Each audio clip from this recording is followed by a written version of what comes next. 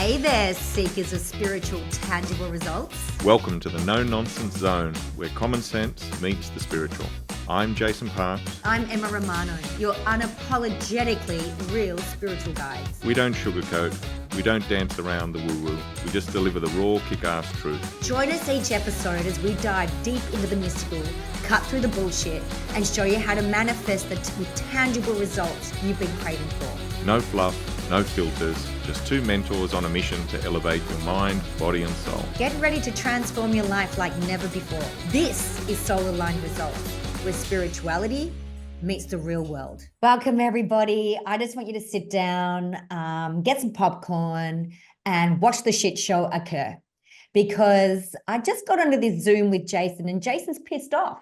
Jason's ready to unleash. And this is going to be a freaking awesome podcast. Are you ready for this one? So for those of you listened to our previous ones, we do hit pretty hard. And Jason and I just had a little chat, and we're going to hit even harder, because I'm going to tell you something. This industry of gurus, it has to be broken down, washed away, and rebuilt in an authentic, ethical way. And whatever part we can play in that, that's what we're going to do. So today's podcast is called, you ready for it? False Gurus. Jason, I'm just going to go for it, mate. Let's just go for it. Yes. Go for it. All right.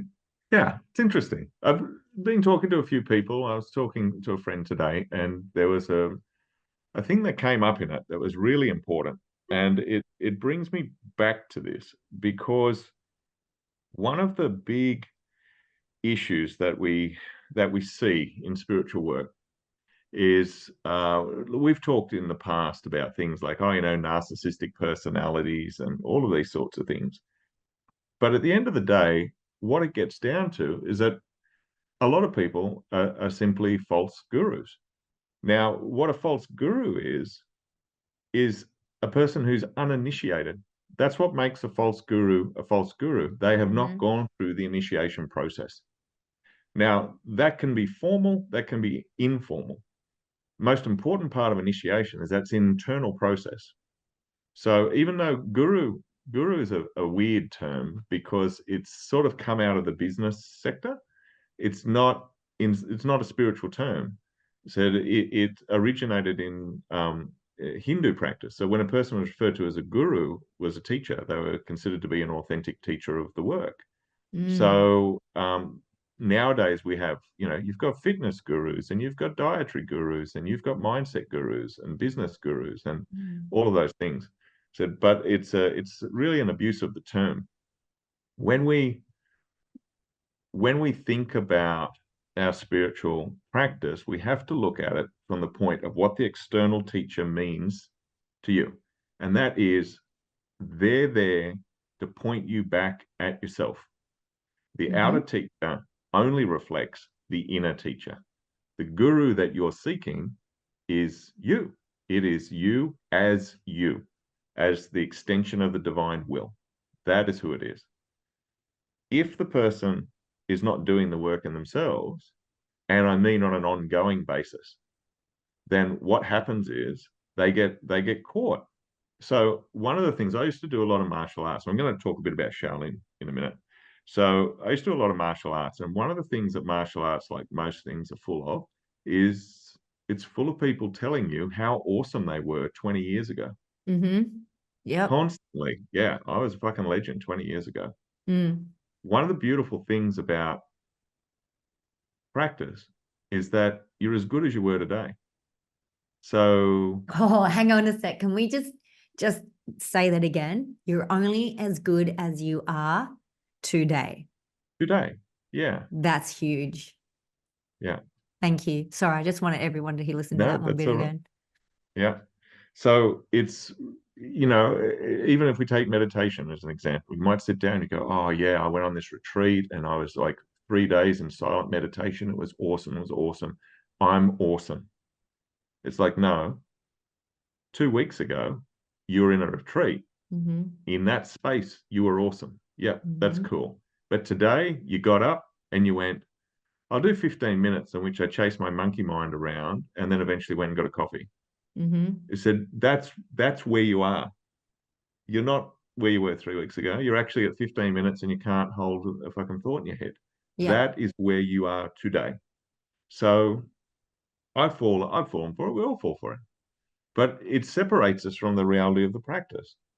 So when we're seeking this work, it's really important to understand that the process of initiation is a process that is happening internally and not externally. And I bring that back because um, in earlier years, I was a Shaolin disciple. Now, my practice Could of that, you please explain to I'm going to everyone explain what that what a is. shaman disciple is? Yeah, so the Shaolin monastery, the Songshan Shaolin Si, is the monastery in China, Henan province, China. Um, it is considered the birthplace of Chan, which is the forerunner of Zen. So when you hear, if you look into stories about Zen, they'll talk about an Indian monk, Bodhidharma, meditating in a cave outside of Shaolin Temple. So that was where it was born. Now, it's famous for its martial traditions. It's famous for its spiritual traditions. Um, it's very, very famous. Mm-hmm. And for that reason, it's the back in the 80s and the 90s, I don't know if it's still there, it probably is, it was the number one tourist attraction for the Chinese in China. Wow. So as a result, not much spiritual work gets done there. Mm. And nowadays, when people go to Shaolin, what they see is circus tricks. So if you see, I watched I think it was National Geographic documentary, been called a documentary. It was talking about this guy getting ready to be a Shaolin master. And what he had to do was hook his feet in a weird way around a pole and lean 45 degrees. And that was the symbol of his mastery. Mm. What the fuck is that? Yeah. That's a circus trick. I've Mm. taken my kids to circus classes. They've learnt that shit. That's not Mm. Shaolin. Yeah. Shaolin Master is supposed to demonstrate an embodiment, not only of spiritual practice, but of the deep understanding of the martial work and the healing work. They're integrated. They call it Chan Wui, right? Healing, spiritual, martial, healing, integrated. Mm. And it's integrated through you. It's a process of initiation. So when I first had the opportunity to study this, it was back in the early 1990s, and I sought the opportunity. It wasn't given to me. I went looking and looking and looking, and I sent, I reckon, probably 20 or 30 letters to different people. You had to do it in those days. There was no emails. So it was like you had to send letters to people. And only one person got back to me. And that person got back to me and they started a process. Now, that process was basically 18 months of interviews. After 18 months of interviews, I started to learn theory, which I did for about 2 years. Mm. And that was it was just theory. There was no physical practice whatsoever. And then my shroffel, my teacher, came to visit me, and he stayed with me for 3 days. And that 3 days, I learned 12 months worth of work. Wow. And then it was like, see you in 3 months. And then that continued. So it was like it wasn't like, we're going to go through and baby you through it. It's like, no, no, no. Learn this, learn this, learn this, learn this. See you in 3 months. When I saw him 3 months later, there was the cordial, how you going? All that. Oh, it's lovely. You've been practicing. Yes. Awesome. Show me this. Show me that. Show me that. I had to show not only that I'd remembered what I got taught, but I had to show that it had advanced under my own practice Mm. since I saw him last. And then he looked at it and went, now this. And then he taught me this thing, and then next, and next. And that's how it was. Mm. That was how I was educated. Yep. That means that you are doing the work. It's not the teacher's job to drag you through it. And it's not about anything fancy. So eventually, I got to a point where I was sent an invitation from the Chodong family in China, which is in Shaolin, there were 7 different families or sects of Buddhism. And there's only 2 really that remain now. Um, and that's the Chodong, which was in power at that time and is now not, and the Lingji is now in power. So it's all political stuff that goes on. So basically, what happened with that was I was sent a letter from a teacher in China. That letter was handwritten. It was written in a particular script of which he is an expert in and is not commonly used. And it had the official seals of Shaolin Temple and that master's private seal. I was handed it before I got on the plane to go and be assessed. And when I did that, I was told, under no circumstances, give that letter to anyone except that person. No worries. I got to China. They met us at customs. And this teacher said to me, do you have the letter? I reached in, pulled it out, gave it to him, opened it up. He looked at it and he was like, okay, good, let's go. And away we went. And then I went and studied and got assessed and did all those things, came back, taught Kung Fu, did, and advanced, became a civil monk in the tradition, did that for 5 years, and then, so on and so on. But the thing about it was, I found out the next day that if I didn't have that letter, then the teacher would have said to me, okay, over here is where you need to talk to. You need to go over to this counter, you need to talk to these people, and you need to arrange your flight back to Australia. Because you're not coming with me. And it's like, bang. And the reason is very simple. If you can't be trusted with a friggin' letter, what makes you think you can be trusted with anything of value? That's it. And that's the freaking key, because people are sitting there going, why haven't I got $1 million? Why don't I have the freaking great relationship? Why don't I have this great business? Because you're not fucking responsible with what you got now. Spot on. Yeah, it's 100%. It's like if you're not sitting there, if you're sitting there looking in the mirror going, you're fat, you're ugly, you're hideous, you're shit. If you can't handle this, you can't handle something else. And then I'm so fucking over people blaming their past for their now. I'm so done with it. I'm so sick of people saying to me, oh, but it's not my fault. My dad was an alcoholic. My mum ignored me, or she was a narcissist. Do you know what? Take a fucking number. But it's not happening to you now. And why are people still living like they're still living at home with an alcoholic dad or a narcissistic mother? You're not. A really big point. So this is, I love this whole story about the letter. I think it's a great analogy for everything, because if you're wanting to advance yourself, are you responsible with the letter? Yeah. Because the letter that we're given is the letter of our name. Yeah. My letter is Emma. And if I'm not responsible for Emma, and if I can't look after Emma, how the fuck can I be responsible or be given any more responsibility or anything else? Yeah. Yet people are sitting there going, oh God, there's no such thing as God. Like, yeah. Everyone wants to blame something. Oh, it's the government. Oh, it's, there's conspiracy theories. There's this, there's that. It's all fucking bullshit. The only conspiracy theory that's going on is your own crap in your own head. That's the conspiracy theory.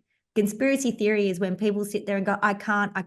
Well, you continue to believe that, because then you're going to prove it right. And that's why I love this whole, I love what they do about the letter. I totally get that. I'll share more stories. Yeah, please do. Sorry, that was me having a little rant there. No, oh, the freaking emblems went off. Yeah, it's spot on. It's what it needs to be. People are going to turn off now. Are you still listening? Is anyone else still listening? Hello? Those of you who remain, thank you. We continue. So the thing about it is that I think one of the big things that we have now is, particularly in the West, is because of marketing. We've been told constantly that everything is a commodity, and that's because we're consumers. I see it all the time. It's a really interesting study in the work to look at the tangible results of things. So if a person says to you, like, for example, people always go on about the education system, particularly in Tasmania. They always go on about education. Education's getting worse and worse and worse and worse. Same in Victoria. They say that about here too. Everywhere, yeah. Yeah. there is the assumption that the purpose of education is to make us empowered and educated. No, Let's get rid of the idea of what we think no. it is and say, what would the results suggest? The results suggest that we are being trained to be pointless consumers. Mm-hmm. That's all we're for. You Yep. only need to read enough so that you can understand what you need to buy.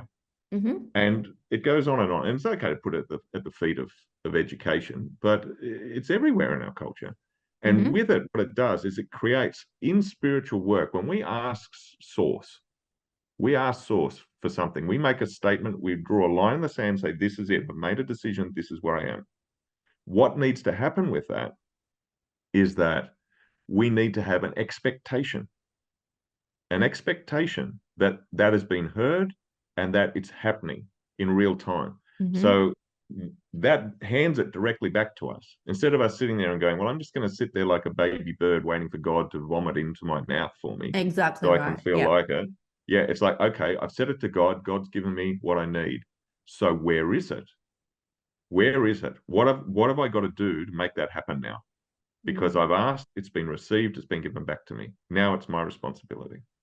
The problem that we have is that we don't have the expectation now. We have the entitlement Mm. that we somehow deserve it because we want it, and it's just another commodity to buy. Just let's sit with that for a sec. The, Is anyone else yeah, there? And we got, the yeah, last two yeah. listeners. So Emma, So it's Jason, let's just have a chat amongst ourselves. yeah, that's okay, as you were. Um, So the thing with it, like if we have that entitlement, what happens is this is where we get the false guru problem. Because you Mm. get people that turn up and they go, I've done a bit of ayahuasca, now I'm a spiritual teacher. Mm. What? What do you mean? Yeah, You know, yeah. I've I I've have read a book. mushrooms every Friday night, and I microdose every day. And Mm, I now know everything. No, you fucking don't. You only know how to get high. yeah, it's You're exactly an right. expert at getting high, and you're an expert at calling it something else. But come on, you're getting Yeah, fucking high, mate. yeah. And it's the big problem. And with initiation, I'll give you another story of initiation. Mm-hmm. So when I was in China, same teacher, Uh, one day, one day we were there at practice, and he gave me a mantra, Mm-hmm. and it was a long one. It had like 50 syllables in it. And with that mantra, it was like, okay, you should learn this. I said, I want to learn some Qigong with him. And he said, yeah, okay, here's this mantra. You need to learn this. And I'm like, okay. So I started learning it, but it was hard. And I was sort of, Anyway, about a week later, he said to me, how you going with the mantra? And I was like, oh, I've got it about half learned. I said, I'm struggling a bit, but yeah, I got about half it learned. He went, oh, okay. And then he walked away. And then it was not mentioned again until the day before I was coming back to Australia. And the day Mm-hmm. before I was coming back to Australia, he said to me, how'd you go with that mantra? And I said, I've got it. Because when he said it, he walked away, and that feeling in your gut where you just go, I just fucked that. Yeah, 100%. Yeah, I was gonna Yeah, say, how did you feel? Yeah, because yeah, you know awful. you're not going to get any more unless you know that mantra. That's right. Your Awful. education just stopped. Yeah. And Yeah, that day I had it. I had it the next day after he yeah. asked me the question, but didn't matter. Day before I was leaving, he said, how'd you go with that mantra? I've got it. He said, let me hear it. Did the mantra. He said, okay, here's this correction, here's that correction. Right, let's talk about Qigong. And then he just gave me all of this different kinds of Qigong to practice. Mm-hmm. And one of them was the five fingers of lightning that we did at the retreat. So Yes. yeah, Our so that's retreat where was it came from. amazing. Yeah. But on the other side of it, what happened was when I was in China there, when you had food, like because of the hygiene and pollution, different bits and pieces, like you shouldn't eat cold food. You shouldn't, like, if your food goes cold, then you can risk getting sick. Mm-hmm. And but there's also within Shaolin, it's like you shouldn't waste food because they've spent so many over 1,500 years of history. There's been lots of wars, famines, all those sorts of things. So the idea that you just waste food, that's not okay. So anyway, one day, uh, I used to get asked what I wanted for dinner every day at lunchtime. And I got asked this time there, and then I went out training for about another 4 hours. Anyway, I went out to train, and student turns up with my dinner. And I'm just like, oh, what's going on? And they're saying, oh, yeah, here's your dinner. And I'm like, oh, okay. So there was an ice block, and then there was the food. And I was like, okay. So I ate the ice block and I sat the food next to where I was training, and I continued to train because the teacher said to me, I want you to keep training. He said, I'll be away for a little bit. You come back, I'll check on you later. So, okay, I just kept drilling. So I just kept training and training and training. So my food went there, sat there, got covered in dust, got cold, everything else. Right. Then I ate the ice block because it was going to be wasted. And then I just kept training. Anyway, 4 hours later, he comes back, looks over, sees the food, sees this, no worries. Okay, comes in, goes, yeah, you can finish training now. You better eat your dinner. So I went in, okay, ate my dinner, my dusty cold dinner. Yeah, gross. Yep. Right. So ate it, spotless, left it. I knew what was going on. And the next day, what he did was he arranged to teach me a couple of things, but he taught me a version of the monk's spade. So if you've ever seen the Monkey Show from the 1970s, Yeah. yeah, That one, yeah, and they point to the cloud and go, yes, of course. that's right. Yeah. His mate Sandy. So his mate Sandy used to use a monk's spade. It's got like a crescent knife on one end. It's a big pole halberd, crescent knife on one end, and a big axe head kind of shovel blade on the other. Choices. All right. So yeah. So anyway, he had a version of that which was basically extinct. He was pretty much the last person that still remembered how to do that routine at Shaolin. So he taught me that routine. Now, and then at one point, I remember at one point there was four because people in you the were world that knew it. initiated enough to do it. Exactly right. Yeah. If I'd just stopped and eaten dinner and then gone back to training, even though I trained for 4 hours, doesn't matter. What did my teacher tell me to do? He said, keep training. Keep training. Yeah. So you do it. So I You're wouldn't like have the even known. perfect student. I wish all my wouldn't have. people that study on like my stuff were as good as you, like as studious as you. I don't know about that, but when you work your ass off. So I was working over 100 hours to get the money to go to China. I worked in an asparagus farm for like 6 months, and I was working like 20-hour days, hard physical work, right? I earned every friggin' moment in China. Yeah. And then that was just to get there. And then when I got there, I was still going through my interview process, by the way, while all this was happening. So the asparagus farm was also your initiation into that. It was part of it. It was because like, if you hadn't have done the 100 hours a week or whatever Yeah. it was on the farm, you were nowhere near ready to be going to China and working there. exactly right. It was all Exactly the right. initiation. When I came back, I got off the plane, I got home. By the time I walked in the door, I had $20 in my wallet. I had exactly the amount of money I needed to do the journey. Wow. It was that. But yeah, the initiation thing's really important because we have to earn it in the work. And the way we earn it is that we'll earn it by getting our shit together.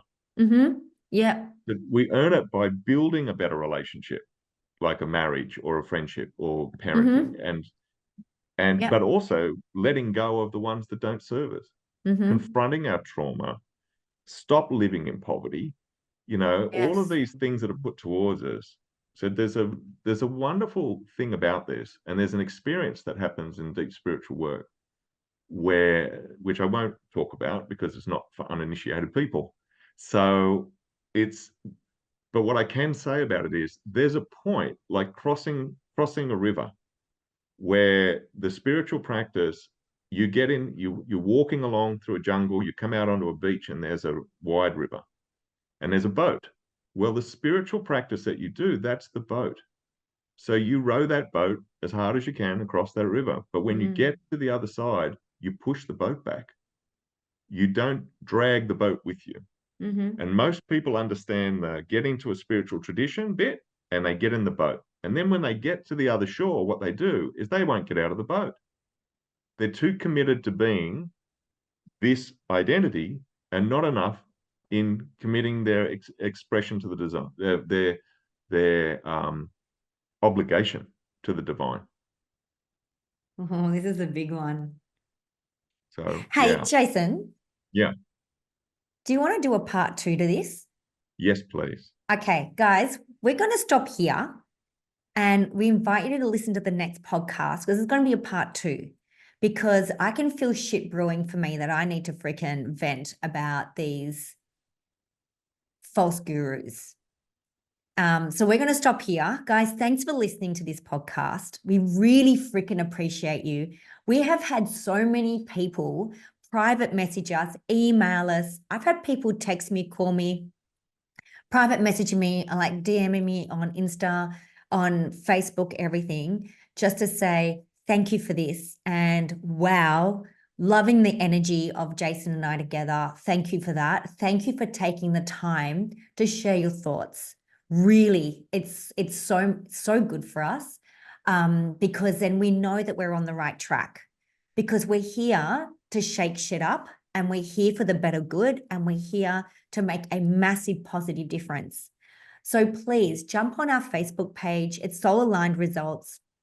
We have a website, soulalignedresults.com, where you can find out we're running masterclasses. We've got these podcasts. We run retreats and we do private mentoring with people collaboratively. And it's an incredible journey. And we really would love to get to know you. We really would love to get to know you. So jump onto the next podcast and this will be part 2. All right. Thanks, guys. Bye. Thank you.